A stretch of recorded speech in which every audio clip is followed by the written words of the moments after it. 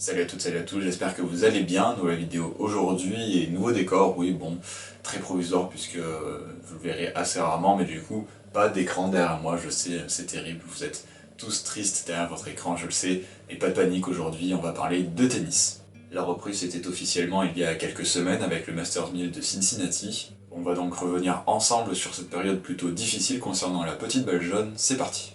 Et pour cela, on va devoir revenir quelques mois en arrière. L'Association of Tennis Professionals, autrement dit l'ATP, a décidé de stopper la saison le 12 mars dernier lorsque le confinement est prononcé dans la plupart des pays.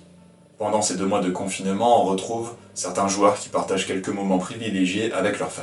Benoît Paire et Stan Wawrinka ont désormais leur mythique séance apéritive sur Instagram. Rafael Nadal, Roger Federer et Andy Murray font une version beaucoup moins alcoolisée, mais tout aussi délicieuse. Enfin, certains joueurs comme Gaël Monfils essayent au métier de streamer sur Twitch, bref, tout va bien, on sent les joueurs relâchés, et ça se voit. Mais l'ambiance n'est peut-être pas autant à la fête pour certains qui ont des idées derrière la tête. Leur ambition, rejouer au tennis le plus vite possible en respectant les gestes barrières bien évidemment. Mi-juin, certains tournois sont donc organisés, ils ne sont pas du tout officiels, je tiens tout de suite à le préciser, car l'ATP n'est pas au cœur de tout ça pour ceux qui peuvent le penser. Derrière ces événements, on retrouve deux personnes. D'un côté, Patrick Mouratoglou, l'entraîneur le plus célèbre du monde, avec l'Ultimate Tennis Showdown, l'UTS, et de l'autre, Novak Djokovic, le numéro 1 mondial, avec l'Adria Tour. Si vous connaissez l'histoire, pour le premier, ça s'est plutôt bien déroulé, n'hésitez pas à me dire dans les commentaires ce que vous pensez du format de l'UTS, de l'Ultimate Tennis Showdown. Personnellement, j'ai un peu de mal, mais j'ai hâte de connaître votre avis. Forcément, pour le deuxième, ça s'est beaucoup moins bien passé. En plein milieu de l'Adria Tour, on a retrouvé 3 cas positifs au Covid-19, Novak Djokovic, Borna Coric et Grigor Dimitrov. Ils ont également décelé 2 cas chez les techniciens, avec le préparateur physique du numéro 1 mondial, Marco Panicki, et l'entraîneur de Grigor Dimitrov, Christian Gros. En juillet, tout est à nouveau stoppé, et il faudra attendre fin août pour retrouver du tennis, avec notamment le Masters 1000 de Cincinnati. Alors pas de panique, si vous voulez que je parle du sportif, eh bien j'y arrive très vite, je vous ai mis le timecode bien sûr dans la barre de description, si vous voulez aller regarder directement cette partie-là de la vidéo, mais vous me connaissez, j'ai du mal à me retenir lorsque les choses vont de travers. Pour en revenir à l'extra sportif, tout d'abord il faut savoir que les États-Unis sont fortement touchés par le Covid-19 à cette période-là, les organisateurs appellent au calme et assurent que tout va très bien se passer. Après un peu moins de 5 minutes de vidéo, vous vous dites enfin un truc positif, eh bien pas vraiment. Déjà parce que ces arguments passent mal auprès de certains joueurs qui décident de ne pas faire le déplacement, comme Rafael Nadal ou encore Stan Wawrinka. Et ensuite, car le Covid, bien sûr. Malgré la très bonne organisation dans l'ensemble et la bonne tenue des tournois, il faut signaler qu'il y a quand même eu certains pépins. Et notamment ce cas précis pour le moins embêtant, Benoît Paire. Le 20 août dernier, le préparateur physique de Guido Pella et de Hugo Dellien a été testé positif au coronavirus juste avant le tournoi de Cincinnati. Les 2 joueurs qui étaient en contact permanent avec le préparateur physique ont donc dû observer une période de quatorzaine aux États-Unis et ont donc dû renoncer au tournoi de Cincinnati et forcément à l'US Open. Et pour Benoît Paire, c'est exactement le même cas. Lui a été testé positif juste avant le Grand Chelem et a donc été contraint de renoncer à l'un des tournois les plus prestigieux du monde, quoi qu'en dise Marion Bartoli. Les joueurs qui gagneront l'US Open dans ces circonstances sauront qu'ils n'ont pas vraiment gagné l'US Open. Personnellement, je ne suis pas d'accord avec son analyse, un grand chelem reste un grand chelem et le remporter, ce n'est pas remporter un tournoi comme les autres, loin de là. Ça reste l'un des souvenirs les plus marquants dans une vie, surtout pour les vainqueurs masculins comme féminins. Santé Marion, ouais. Pour revenir sur le sujet Benoît Paire, il faut savoir que son cas a été décelé très tard et que la majorité de ses amis a déjà joué des rencontres avant que la règle ne soit réellement mise en vigueur. La plupart avaient déjà été éliminés du tournoi, mais l'exemple le plus marquant reste Kristina Mladenovic. La Française a été disqualifiée du tournoi de double avec sa coéquipière Timea Babos, la Hongroise, pour avoir été en contact avancé avec Benoît Paire. A contrario, après certaines négociations, Adrian Manarino, lui aussi en contact avec Benoît Paire, a pu jouer son 3e tour face à Alexander Zverev, bref, c'est à n'y rien comprendre. N'hésitez pas à dire ce que vous en pensez de toute cette histoire, évidemment le tennis n'est pas le sport le plus à blâmer, mais la reprise aux États-Unis était-elle nécessaire? J'attends vos avis en commentaire. Place au sportif à présent, vous l'attendiez, eh bien le voici. Après un Masters 1000 de Cincinnati plutôt lent, la reprise a été dure pour les joueurs, on assistait à un US Open d'un niveau plutôt homogène dans l'ensemble. C'est peut-être pas du niveau de l'an dernier, mais ça promet beaucoup pour la suite.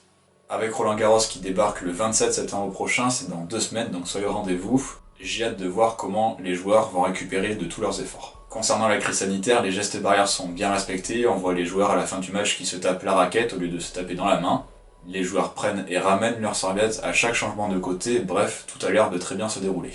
C'était sans compter sur le pétage de plomb de Novak Djokovic, bon c'est peut-être pas de la 4K mais je vous laisse regarder la vidéo. Game Carreño Busta. Bon, au final, c'est une disqualification plutôt logique pour le Serbe qui, après avoir été l'un des organisateurs de l'Adria Tour, aura donc perdu son premier match en 2020 face à une juge de ligne. Oh là là, l'enchaînement! Le tableau principal, le voici. On va en venir directement aux demi-finales car les Français manquent encore une fois à l'appel et je vais pas vous mentir si je vous dis que j'ai pas tout regardé, et oui, il y en a qui dorment ici. La première demi-finale a vu s'opposer l'Espagnol Pablo Carreño Busta à l'Allemand Alexander Zverev. Bon, comment dire, vous avez les statistiques sous les yeux, elles parlent d'elles-mêmes. En effet, Alexander Zverev n'a fait que 8 doubles fautes. Non, plus sérieusement, Alexander Zverev, j'adore ce joueur, mais je respecte profondément tous ses supporters, vous devez souffrir tous les jours, courage. Il a, comme en quart de finale face à Borna Coric, mis 2-7 avant de rentrer dans sa partie. On revoit les statistiques, mais dans les deux premières manches, il a quand même réussi à faire 36 fautes directes face à l'Espagnol, puis il s'est repris et a joué tout simplement son meilleur tennis. Alors bon, ça passe face à Borna Coric, ça passe face à Pablo Carreño Busta, mais ça ne passera certainement pas face à Dominic Thiem, avec autant d'inconstance dans une seule rencontre.